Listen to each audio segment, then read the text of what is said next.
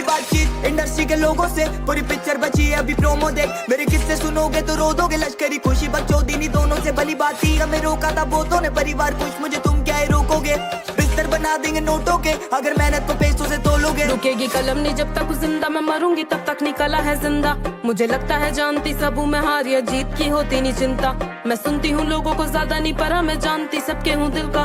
मेरे होते पड़ोसी अमीर जो पैसा या बातें बनाने से मिलता, लो आदत डाल मैं रुकू ये होगा नहीं सोचा नहीं किसी ने, करूंगी सब पैसों से लाखों का भरूंगी पेट में। मुझे नहीं कमाना भरने को घर, पहले भी बोला है मकसद नहीं है मेरा कमाना पैसा या कमाना।